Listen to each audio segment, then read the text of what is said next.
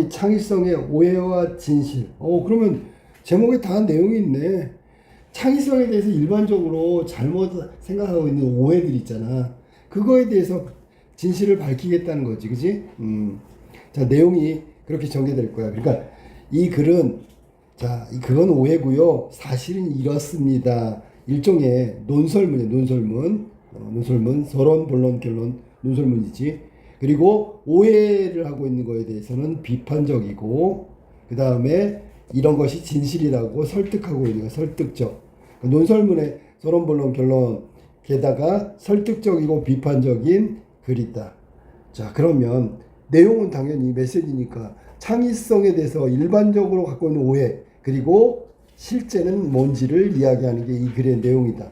자, 봅시다. 뉴턴이 사과가 나무에서 떨어지는 것을 보며 만류인력을 발견했다. 이거는 거짓말이 돼. 우리는 이렇게 알고 있는데 다 틀렸대. 그럼 뭔데요? 그러니까 결론부터 말하면 이 동화 같은 이야기는 사실이 아니라고. 잘못 알고 있는 거라고. 그러면 제일 처음에 우리가 사과라는 거 하면 떠오르는 게 뉴턴이잖아. 우리가 그래도 많이 알고 있는 만유인력, 그 다음에 뉴턴, 사과, 이런 것 역시 관심 유도고요. 호기심 유발이죠. 누구한테? 청중들한테가 아니라 여기는 독자가 돼야 되겠지. 독자들에게 관심 끌고 유도하고 호기심을 유발시킨다. 왜? 뉴턴이라는 친숙한, 그래도 많이 들어본 이야기를 통해서 시작했기 때문에 저런 효과를 누릴 수 있다.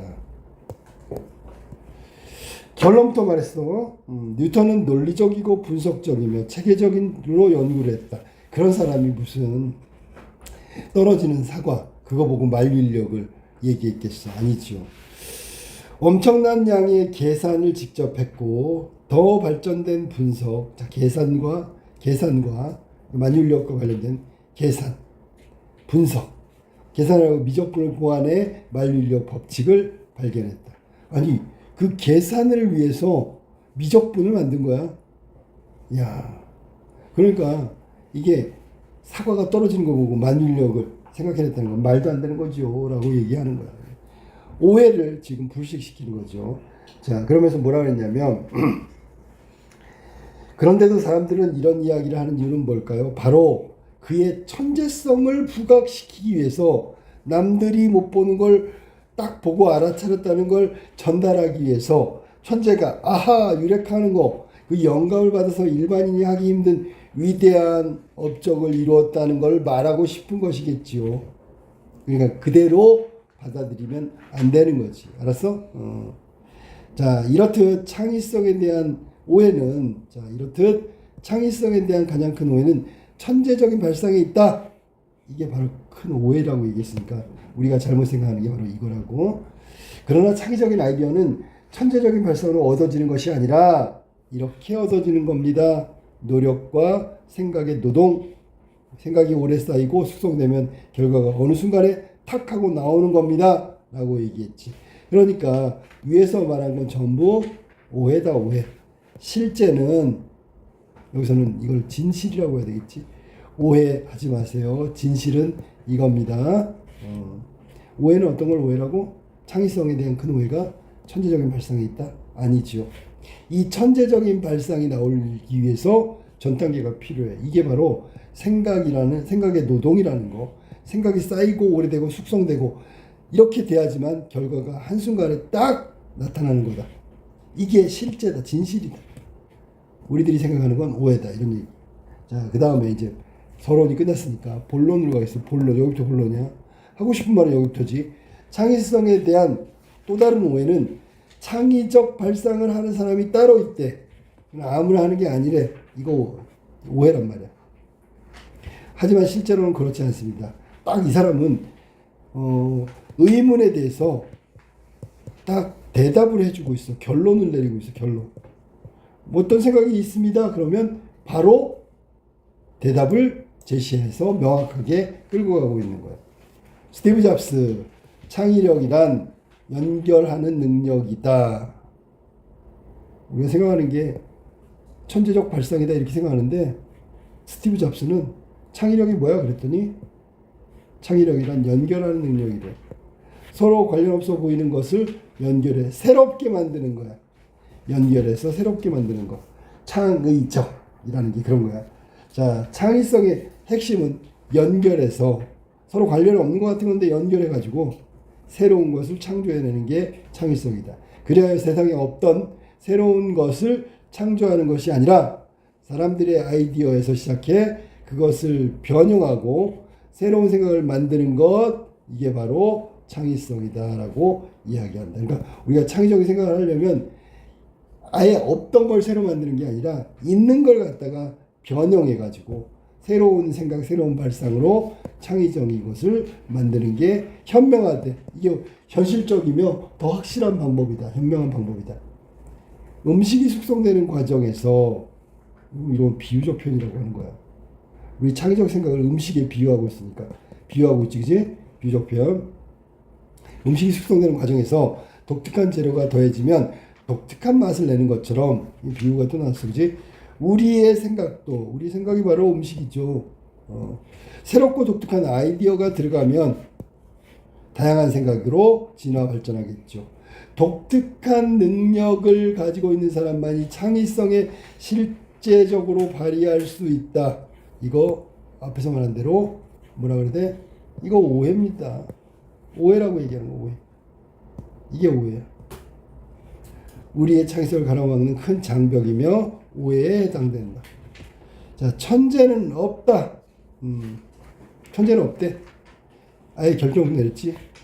경험이 남다른 사람이 있을 뿐이다 라고 생각하며 창의성을 키워가는 것이 중요합니다. 이게 실제란 말이야, 실제. 진실이라고 얘기했지. 자, 그러니까 우리가 오해하는 건 뭐야? 창의성을 발휘하는 사람은 독특한 능력이 있는 사람이다. 그 사람들만이 창의성을 발휘할 수 있다. 이거 오해라고. 그게 아니고요. 천재는 없어. 즉 독특한 능력이 있는 사람, 창의성을 무궁무진 발휘할 수 있는 사람, 그거 없단 말이야. 경험이 남다른 사람. 그러면 창의성을 발휘할 수 있다. 이게 진실이고 사실이다. 이게 바로 이거야. 실제는 이거란 말이야. 알았니? 그래서 오해를 풀었어.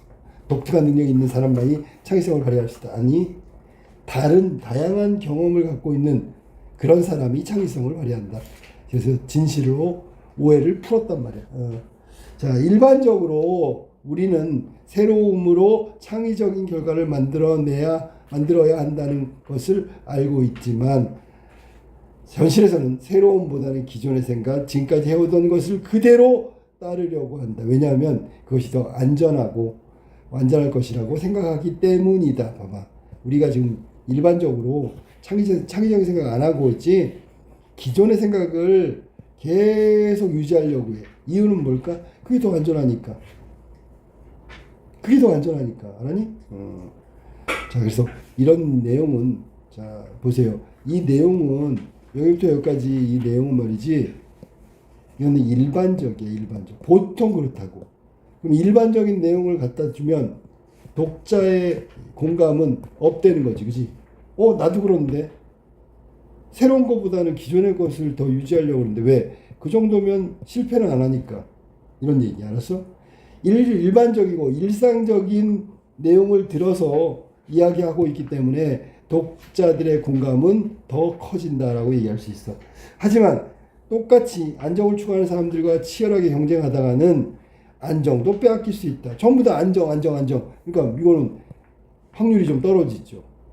그리고 또한 안정을 추구하려고 도전을 포기한다면, 안정과 도전 중에서 도전을 포기한다면 새로움을 주는 즐거움을 얻지 못할 것이다. 자, 첫 번째, 계속 저렇게 기존의 생각이 안전하다고 해서 새로운 생각을 안 하면 안정도 빼앗길 수 있다. 두 번째, 새로운 생각을 해서 얻는 즐거움을 얻지 못할 거다. 자, 그러므로 창의성을 발휘하려면 남과 다른 선택을 해야 되고요. 두려움을 극복해야 되고요. 새로움으로 나가야 됩니다. 그렇게 새로움으로 나가는 도전, 창의성을 발휘할 수 있습니다. 라고 이야기했단 말이야. 그러니까 여기서 지금 하고 싶은 얘기는 뭐냐면 새로운 거에 대한 도전, 이게 꼭 필요하다는 얘기고, 새로움에 대한 도전은 창의적인 생각을 할 수 있는 첫 번째 단계란 말이야. 도로 새로운 것에 도전을 해야지 창의성도 발휘하는 거야. 도전 안 하고 안전만 추구하면 결국 다 안전 그러면 그 안전마저 빼앗길 수 있고, 계속 안전한 것만 하면 새로운 거 추구 못하니까 새로운 거를 발견하는 거, 이런 즐거움도 다 놓칠 거다. 그럼 뭐 하라고? 새로움에 대한 도전하라고. 그래야 창의성을 얻을 수 있다. 결론적으로 여기 중심 생각이 들어가 있는 거야. 자, 마지막 결론 한번 볼까? 여기 또 결론이야. 마무리. 사람들은 누구나 자신에게 익숙한 방법, 이게 안전한 거라고.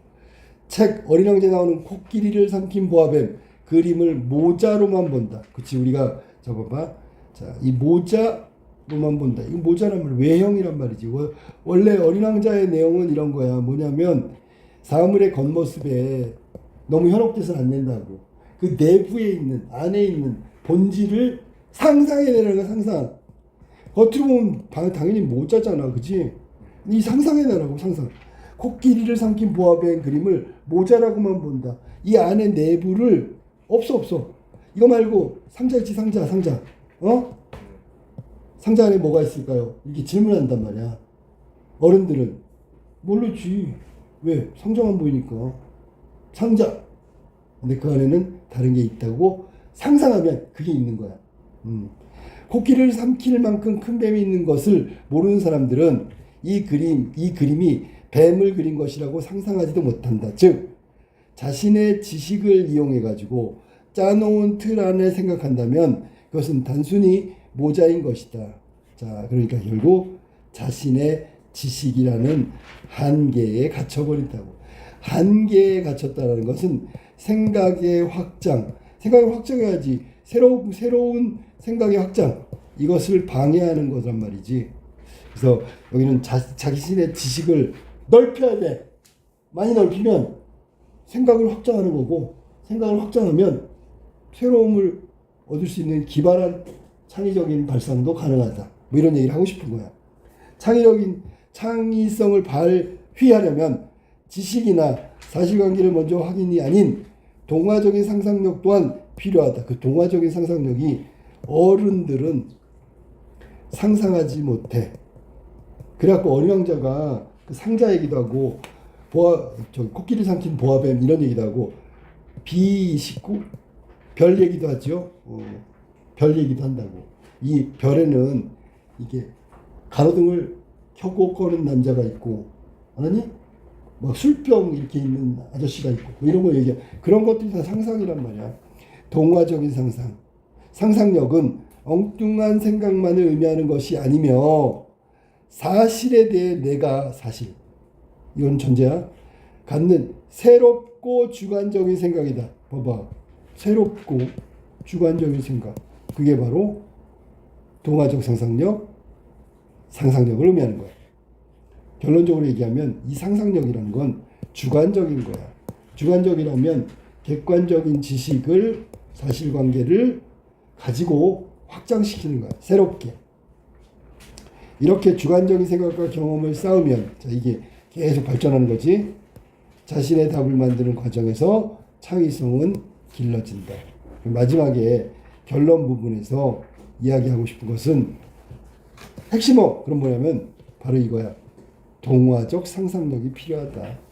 너무 지식에 치우치지 말고. 근데 지식도 더 확장되면 상상력에 영향을 미치는 거야. 근데 이 글에서는 중요한 게 뭐야? 그랬더니 동화적 상상력이래. 이거 창의성과 직접적으로 연결된대. 상상력, 창의성과 직접적으로 연결되는 걸 찾아보세요. 그러면 동화적 상상력은 창의성을 기르는데 아주 중요하다라고 마지막에 강조하고 있는 거 알았니? 알았어? 주관적인 생각을 기르고요. 경험을 쌓으면, 이건 이제 수단이고 방법이죠. 그럼 결국 창의성을 기르는데 아주 큰 도움이 된다.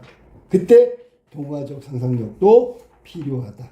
그러면서 우리가 갖고 있는 창의성에 대한 오해와 진실을 이야기했다. 자, 아까도 얘기했지만 정리하면 이렇게 된다고. 자, 여기 나와 있는 거 특징 봐봐. 독자를 어떻게 할 거야? 설득할 거지.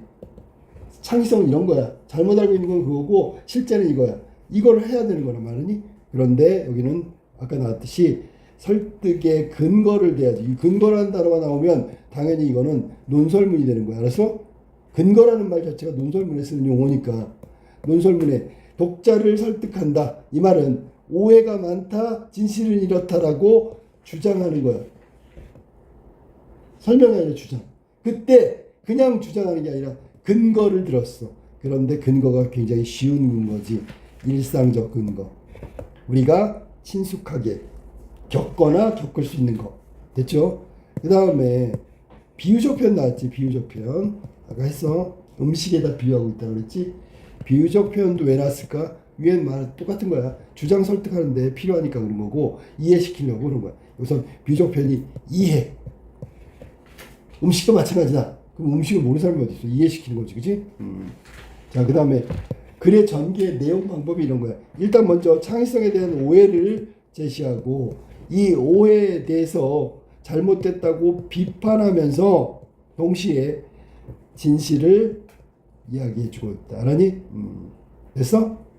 그래서 비판하거나 반박하거나 뭐 이렇게 되겠지. 이게 이제 이 글의 패턴이란 말이야. 다시 한번. 이 글은 우리가 창의성에 대해서 잘못 알고 있는 오해, 편견이나 고정관념 같은 그런 오해, 그걸 먼저 보여줬다고. 이러이러한 거를 우리는 오해하고 있다라고 제시한 다음에 이래서 잘못됐고요. 그게 아닙니다라고 비판과 반박을 한 다음에 진실, 실제는 이렇습니다라고 이야기하고 있는 게 글의 패턴이란 말이야. 알겠죠? 이게 창의성의 오해와 진실이었다.